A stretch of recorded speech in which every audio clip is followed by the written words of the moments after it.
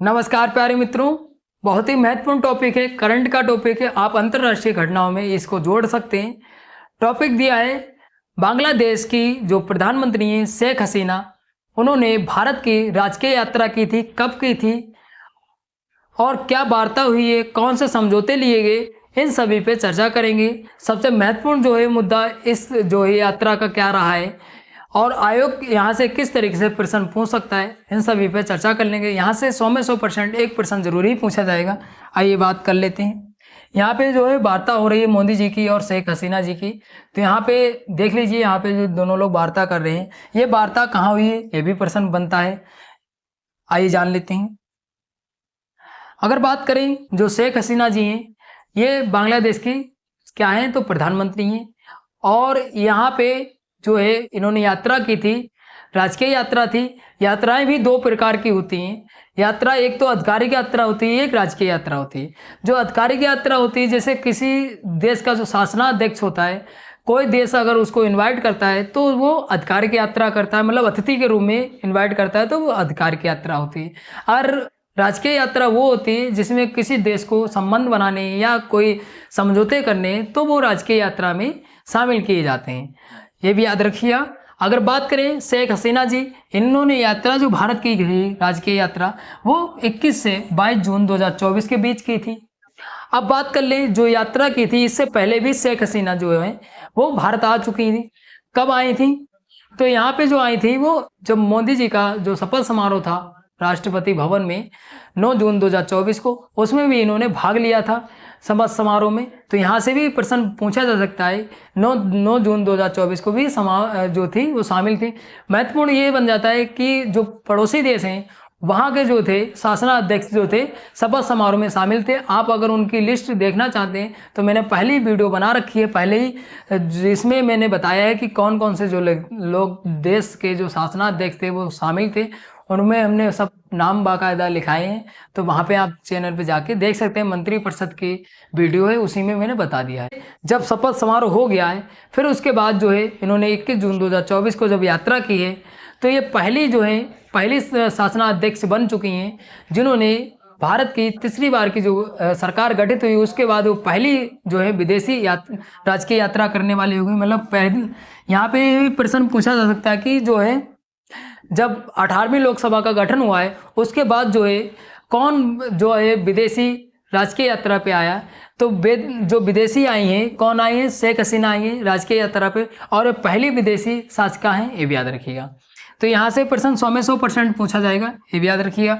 जब कोई शासनाध्यक्ष आता है तो उसका स्वागत भी किया जाता है। तो यहाँ पे जो है पालाम हवाई अड्डा है, वहाँ पे किसने स्वागत किया? तो विदेश राज्य मंत्री हैं कीर्ति वर्धन सिंह, इन्होंने इनका स्वागत किया। और ये हवाई अड्डा भी याद रखिएगा। फिर इसके बाद जो केंद्रीय विदेश मंत्री हैं जयशंकर प्रसाद, इनसे भी मुलाकात हुई। बाद में पहले इनका स्वागत किसने किया? तो राज्य मंत्री कीर्ति वर्धन सिंह है, विदेश मंत्री हैं, ये याद रखिए। और केंद्रीय विदेश मंत्री जो हैं वो जयशंकर प्रसाद हैं। तो दोनों नाम याद रखिएगा, यहाँ से नाम भी पूछे जा सकते हैं स्टैटिक में।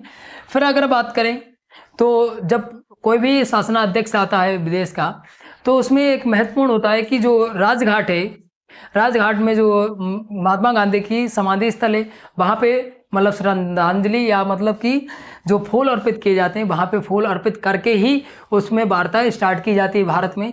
तो यहाँ पे जो है उन्हें महात्मा गांधी की समाधि पर फूल अर्पित किए। फिर उसके बाद जो है वो उनको गार्ड ऑफ ऑनर के साथ उनको राष्ट्रपति भवन में स्वागत किया गया। तो यहाँ पे कब स्वागत किया गया? 22 जून 2024 को स्वागत किया गया, ये भी याद रखिए। आगे बात कर लेते हैं क्या क्या वार्ता हुई है और कहाँ पे वार्ता हुई है, क्योंकि यहाँ से भी प्रश्न पूछा जा सकता है। अगर बात करें कि दोनों देशों के बीच द्विपक्षीय जो वार्ताएं हुई वो कहाँ पे हुई, तो ये वार्ताएं हुई हैदराबाद हाउस में हुई, ये भी याद रखिए, हैदराबाद हाउस में। ये पॉइंट महत्वपूर्ण बन जाता है, आप नोट कर लीजिएगा। जब आप कोई चीज़ नोट करते हैं अपने हाथों से तो वो चीज़ें आपको जल्दी ही याद हो जाती हैं। तो ये दोनों देश जो हैं उनके बीच कहाँ पे वार्ताएं हुई, तो ये महत्वपूर्ण बन जाता है, हैदराबाद हाउस में हुई। और इसका महत्वपूर्ण जो है मुद्दा कौन सा रहा है? तो महत्वपूर्ण जो मुद्दा रहा है तीस्ता जल प्रबंधन का मुद्दा रहा है, ये भी याद रखिए, सबसे महत्वपूर्ण मुद्दा रहा है। तो ये भी पॉइंट बन जाता है कि पूछ लिया जाएगा जो बांग्लादेश और जो भारत है उसके बीच जो वार्ताएं हुई हैं उसमें महत्वपूर्ण जो मुद्दा रहा है वो कौन सा रहा है? तो तीस्ता जल प्रबंधन मुद्दा रहा है, ये भी याद रखिएगा। अगर तीस्ता नदी की बात करें तो तीस्ता नदी जो है वो हिमालय से निकलने वाली एक नदी है जो सिक्किम पश्चिम बंगाल से होते हुए बांग्लादेश में प्रवेश करती है, ये भी याद रखिएगा। तो कहाँ से बहती है और कहाँ से निकलती है, तो ये पॉइंट जो है महत्वपूर्ण बन जाते हैं। आगे बात करें जो है इसका विलय जो हो जाता है ब्रह्मपुत्र नदी में हो जाता है। फिर अगर बात करें जो ब्रह्मपुत्र नदी है वो बांग्लादेश में किस नाम से जानी जाती है, स्टैटिक में पूछा जा सकता है, तो ये जमुना के नाम से जानी जाती है। और गंगा नदी को किस नाम से जाना जाता है, तो गंगा नदी को जो है वो पद्मा के नाम से जाना जाता है, ये भी याद रखिएगा। तो यहाँ पे भी पॉइंट महत्वपूर्ण जाता है। अगर गंगा नदी पूछ ले स्टैटिक में कि किस नाम से जानी जाती है बांग्लादेश में, तो पद्मा के नाम से जानी जाती है। और ब्रह्मपुत्र नदी की बात करें तो ब्रह्मपुत्र जो है वो जमुना के नाम से जानी जाती है, कहाँ, तो बांग्लादेश में, ये भी याद रखिएगा। आगे बात करें तो आगे जो दिया है, अब बात कर लेते हैं जो तीस्ता नदी है उसका जो है मुद्दा है वो अभी भी लंबित पड़ा है।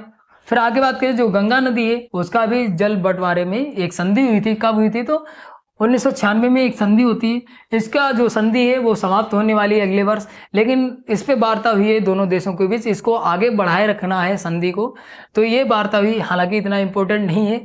पॉइंट यहाँ से इंपॉर्टेंट बनता है भारत और बांग्लादेश के बीच जो है वो कितनी नदियां जो है वो बहती हैं, मतलब कितनी नदियां को साझा करता है, तो 54 नदियां जो है ऐसी हैं तो भारत और बांग्लादेश के बीच जो है साझा कर रहे हैं। भारत और बांग्लादेश कौन सी कितनी नदियां हैं, संख्या जरूर याद रखिएगा। अगर बात करें एक भारत ने निर्णय लिया है सुविधा प्रदान करने के लिए, किसको सुविधा प्रदान करेगा, और जो भी बांग्लादेश का जो इलाज कराने कोई नागरिक आता है तो उसको ई वीज़ा की सुविधा प्रदान करने की बात की है भारत ने। तो यहाँ पे ये याद रखना कौन से सुविधा प्रदान करने की बात की है, किसको, तो बांग्लादेश के नागरिकों को याद प्रदान करेगा, ये भी याद रखिएगा। और किन लोगों को, तो इलाज कराने के लिए जो लोग आएंगे उनको प्रदान करेगा, ये भी याद रखिएगा। तो ई वीज़ा याद रखिएगा, नाम जरूर याद रखिएगा। और देख लेते हैं कौन कौन से निर्णय लिए गए हैं। तो यहाँ पे बात करें जो बांग्लादेश के उत्तर पश्चिम जो है क्षेत्र के जो लोग हैं उनके लिए रंगपुर में एक नया सहायक उच्चायोग खोलने की बात की है, किसने, तो भारत ने, ये भी याद रखिएगा। फिर भारत ने एक और निर्णय लिया है, कौन सा निर्णय लिया है जान लेते हैं। बांग्लादेश के सिराजगंज में जो है वो इनलैंड कंटेनर डिपो स्थापित करने की बात की है, किसने, तो भारत ने, ये भी याद रखिए। क्या क्या निर्णय लिए महत्वपूर्ण बन जाता है। फिर आगे बात करें जो बांग्लादेश का सैटेलाइट है मैत्री सैटेलाइट, इसको प्रक्षेपण जो किया जाएगा वो भारतीय यान से किया जाएगा प्रक्षेपण। तो ये महत्वपूर्ण बन जाता है कौन सा है सैटेलाइट है और कहाँ का सैटेलाइट है और किस यान से प्रक्षेपण किया जाएगा, तो ये समझौता हुआ है दोनों देशों के बीच, ये भी याद रखिएगा। आगे बात कर लेते हैं और कितने समझौते हुए हैं। तो आगे बात करें कि दोनों देशों के बीच कितने समझौते हुए हैं, तो 10 समझौते हुए। ये पॉइंट भी आप नोट कर लीजिएगा क्योंकि जब आप नोट करते हैं तो आपको जल्दी ही चीज़ें याद हो जाती हैं। तो 10 जो हैं वो समझौते हुए हैं दोनों देशों के, बांग्ला और भारत के बीच। अगर बात करें, ये हालांकि इतना इंपॉर्टेंट नहीं, जो भारत की neighbourhood fast policy, act east policy, vision Sagar, Pacific vision, ये कहाँ पे स्थित है, तो ये संगम पे स्थित है। हालांकि इतना इंपॉर्टेंट नहीं है पॉइंट। इंपॉर्टेंट पॉइंट ये बन जाता है अखोड़ा अगरतला के बीच जो है भारत और बांग्लादेश का 6वां क्रॉस बॉर्डर रेल लिंक शुरू करना, ये भी समझौता हुआ है दोनों देशों के बीच। कहाँ से कहाँ तक जो है वो क्रॉस बॉर्डर रेल लिंक बनेगी, तो ये महत्वपूर्ण रहता है। और कितने नंबर की बनेगी, तो 6 नंबर की, ये भी याद रखिएगा। तो ये समझौता महत्वपूर्ण बन जाता है, तो यहाँ पे ये नोट कर लीजिएगा। आगे बात कर लेते हैं, महत्वपूर्ण समझौते ही बात करेंगे। फिर अगला जो समझौता किया, खुल्ला मोंगला पोर्ट जो है बांग्लादेश पर भारत के उत्तर पूर्वी राज्यों के लिए कार्गो सुविधा शुरू करना, ये भी समझौता हुआ है। मोंगला पोर्ट जो है उसको रेल से जोड़ना, ये इसका समझौता हुआ है दोनों देशों के बीच। अगर आगे बात करें 1320 मेगावाट के मैत्री थर्मल पावर जो है वो स्थापित करना, किसके लिए, तो विद्युत उत्पादन प्रारंभ करना, इसका एक मेन उद्देश्य। तो ये जो है कितना मेगावाट है, तो ये संख्या याद रखिएगा, पूछा जा सकता है मेगावाट। तो अगला जो समझौता हुआ है, गंगा नदी में विश्व की सबसे लंबी रिवर क्रूज की शुरुआत करना, ये भी समझौता किसके बीच हुआ, तो बांग्लादेश और भारत के बीच हुआ, ये भी याद रखिए। इतने समझौते, और 2 समझौते जो है बहुत महत्वपूर्ण है, उसके बारे में चर्चा कर लेते हैं। अगले समझौते की बात करें तो अगला जो समझौता है भारत बांग्लादेश के बीच जो है वो क्रॉस बॉर्डर फ्रेंडशिप पाइपलाइन का पूर्ण होना, ये भी वार्ता हुई है दोनों देशों के बीच। फिर अगला जो समझौता महत्वपूर्ण बन जाता है, भारतीय रुपये में ट्रेंड की शुरुआत करना, ये भी समझौता हुआ है, ये भी याद रखिएगा। तो यहाँ से जितने भी समझौते हुए वो महत्वपूर्ण बन जाते हैं। अगर प्रश्न किस तरीके से बनाया जा सकता है, तो एक प्रश्न बना रहे हैं, आप लोग आंसर दीजिएगा कमेंट में। प्रश्न दिया है भारत बांग्लादेश के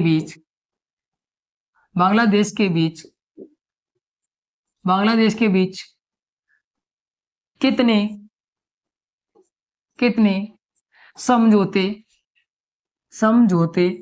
समझौते किए गए हैं। यहाँ पे बताना है, यहाँ पे ऑप्शन दिए हैं, यहाँ पे 11 दिया है, यहाँ पे 10 दिया है, यहाँ पे तीसरे नंबर पे दिया है 12 दिया है, और चौथे नंबर पे जो दिया है वो कितना दिया है, तो यहाँ पे 15 दिया है। यहाँ पे आपको कमेंट करके बताना है कि कौन सा आंसर जो है सही होगा। यहाँ पे मैंने जितनी भी बांग्लादेश की जो राजकीय यात्रा थी उसके बारे में चर्चा किया है, कौन कौन से समझौते हुए हैं। यहाँ से 100 में 100% 1% पूछा ही जाएगा। मिलते हैं अगली वीडियो में, धन्यवाद।